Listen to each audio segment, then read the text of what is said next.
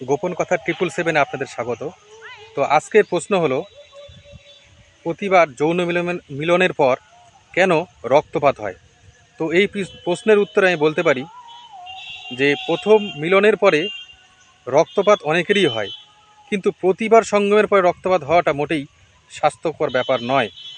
যৌন মিলনের পরে ব্লিডিং নিরাপদ নয়, এমনটাই অনেকে বলেছেন, অনেক বিশেষজ্ঞ বলেছেন। এর নানা কারণ থাকতে পারে, এমনকি জরায়ু ক্যান্সারও ইঙ্গিত হতে পারে। প্রথমবার মিলন হলে হাইমেন বা সতীচ্ছাদ ছিঁড়ে গিয়ে রক্তপাত হতে পারে, তবে অনেক মেয়েরই 9-10 বছর বয়সেই হাইমেন ছিঁড়ে যায়। খেলাধুলা, সাঁতার কাটা, জিমন্যাস্টিক যারা করেন তাদের অল্প বয়সেই হাইমেন ছিঁড়ে যেতে পারে। তাছাড়া আরও নানান কারণ থাকে, কাজেই হাইমেন ছিঁড়ে গিয়ে রক্ত বের হচ্ছে এমনটা নাও হতে পারে।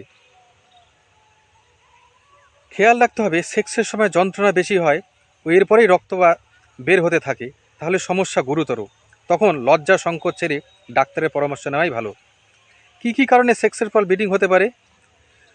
যৌনাঙ্গের ভেতর সাধারণ স্ফীতি যদি হয়ে যায় তাহলে জ্বালা হয় এবং এর ফলে রক্তপাত হতে পারে। ভারী পিরিয়ড হলে এরপর যৌন মিলন করলে অনেক সময় ব্লিডিং হয়।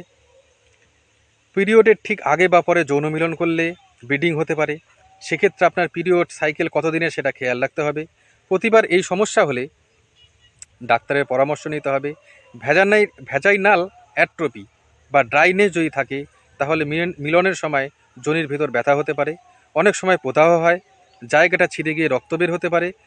ইস্ট্রোজেন ক্ষরণ যদি কম হয় বা মেনোপেজের পরে ভ্যাজাইনাল ড্রাইনেস থেকে ব্লিডিং হতে পারে। মেয়েদের যে সমস্যাটা প্রায় দেখা যায় তা হলো যোনিতে ব্যাকটেরিয়ার সংক্রমণ, যাকে ডাক্তারি ভাষায় বলে ব্যাকটেরিয়াল ভ্যাজাইনোসিস, বিভি বা ভ্যাজাইনাল ব্যাকটেরিওসিস।